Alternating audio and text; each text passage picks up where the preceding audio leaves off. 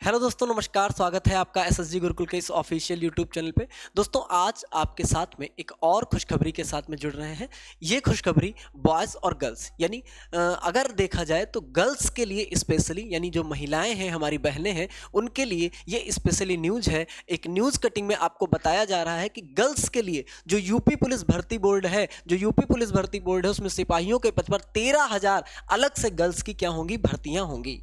तो आपके लिए एक बहुत सुनहरा मौका है और आपको कहीं ना कहीं आपको अलग रिजर्व किया जा रहा है और उनको महिला प्रोत्साहन के लिए कहीं ना कहीं एक अच्छा कार्य किया जा रहा है। तो आप समझ सकते हैं कि आपको देख लेते हैं कि इस न्यूज़ कटिंग में आपके लिए क्या बताया गया है, फिर सारी बातें हम बाद में आपसे करेंगे। इसमें बताया जा रहा है कि उत्तर प्रदेश भर्ती एवं प्रोन्नति बोर्ड पर जल्द ही जिन 60,224 भर्तियों पर क्या करना था, भर्ती होने जा रही है। ठीक है, जो भर्ती होने वाली थी आप लोगों के अथक प्रयास से, है ना, बहुत सारे अथक प्रयासों से ये भर्ती होने जा रही है। आपने देखा होगा कि क्या भाई, पिछले दिनों में जो उत्तर प्रदेश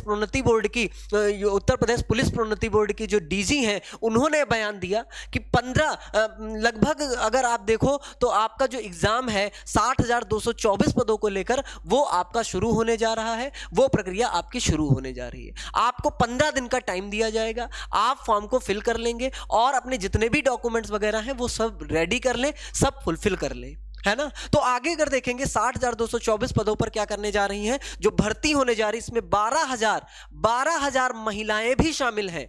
यानी इसमें जो शामिल होंगी महिलाएं वो कितनी हैं, 12,000 महिलाएं हैं।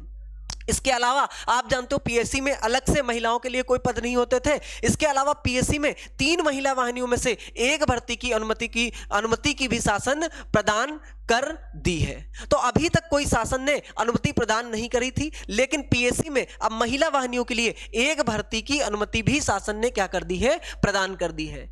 इसके लिए अलग से इन्होंने 761 पद दिए हैं। इसके लिए पीएससी में महिला वाहिनी के लिए इन्होंने कितने, 761 पद महिलाओं के लिए अलग से दिए हैं। तो ये खुशखबरी कहीं ना कहीं हमारी जो बहनें हैं, जो फीमेल कैंडिडेट्स हैं, फीमेल एस्पिरेंट्स हैं, उनके लिए बहुत इंपॉर्टेंट ये न्यूज़ होने वाली है।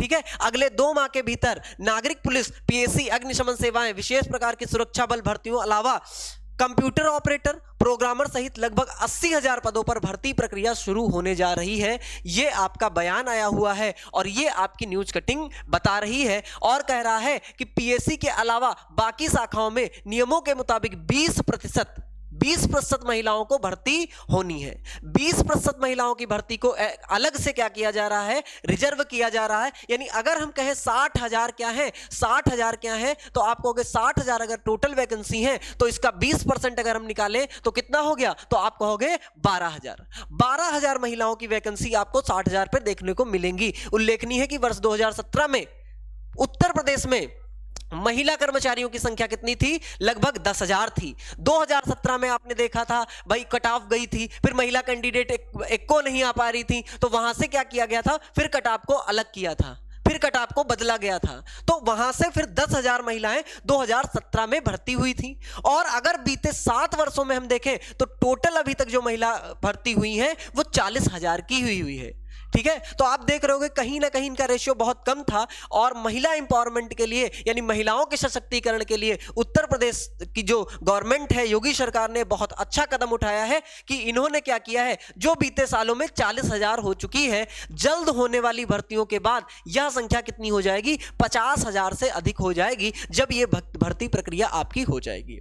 तो हमारी जो बहनें हैं उनके लिए बहुत बड़ी खुशखबरी है। बस आपको डट के मेहनत करनी है, हमारे साथ जुड़ना है, आपको जिसके साथ मन है डट के मेहनत करनी है और अपनी सफलता को हासिल करना है, अपने लक्ष्य को हासिल करना है और उत्तर प्रदेश की सेवा में आपको लगना है। ठीक है, तो हम देखते हैं, अगर हम बात करें, ये हमारे पास न्यूज़ कटिंग आई हुई है और इस न्यूज़ कटिंग में फीमेल कैंडिडेट्स के लिए स्पेशली आपको बताया गया है। दोस्तों, अगर हम बात करें तो अभी हमने बताया कि जो डीजी हैं उत्तर प्रदेश पुलिस प्रोन्नति बोर्ड की, उन्होंने बताया कि जो 62,224 आपकी वैकेंसी है उस पर प्रक्रिया स्टार्ट होने जा रही है। और उन्होंने ये भी बताया है कि 15 दिनों के अंदर, 15 दिन आपके पास टाइम रहेंगे, उसमें ही आपको फॉर्म फिलिंग वगैरह सारी सब कुछ करनी होगी, है ना। तो सारा सब कुछ उसमें करना होगा। आपने देखा बीते पिछले दिनों में रेडियो ऑपरेटर का एग्जाम डेट आ गई, उसी के साथ जो आपके कुशल खिलाड़ी की भर्तियां थी उसकी भी लेकर नोटिफिकेशन आ गई, तो उसमें लगभग आपको 15 दिन ही मिले हैं।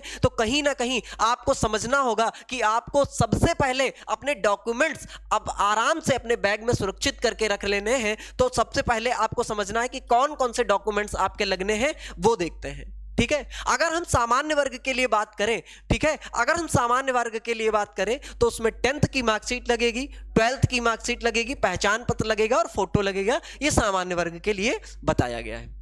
इसके साथ साथ अगर हम ओबीसी की दोस्तों बात कर रहे होंगे तो इसमें पिछले 6 महीने के आपका पास क्या होना चाहिए, मूल निवास होना चाहिए। इसके साथ साथ आपका जाति प्रमाण पत्र होना चाहिए, 10th और 12th की मार्कशीट होनी ही चाहिए, इसके साथ पहचान पत्र और फोटो होना चाहिए। मतलब यहां पर तो आपको सारे चीज यहां पर आपको अवेलेबल होंगे। लेकिन अगर इनकी बात करें तो आप मूल निवास जो पिछले 6 महीने का मूल निवास है, जहां पर 6 महीने से पिछले रह रहे हैं, उसको आपको क्या करना है, बनवा लेना है और उसको अपना सुरक्षित रखना है। जिन लोगों का सुरक्षित रखा होगा उनके पास तो उनका बना ही होगा, लेकिन जिनके पास नहीं है उनको बनवा लेना है। एससी और एसटी की बात करें तो नया मूल निवास, इसमें नया मूल निवास इसमें लगेगा, जाति प्रमाण पत्र लगेगा, एससी एसटी का जो प्रमाण पत्र होता है, सर्टिफिकेट होता है, वो लगेगा और साथ ही 10th और 12th की मार्कशीट, पहचान पत्र और यहां पर आपके पास फोटो होने चाहिए। बार बार इस चीज को आपको इसलिए बता रहे हैं क्योंकि आपका 15 दिन का टाइम रहने वाला है और उसी में आपको सारी चीजें क्या करनी है,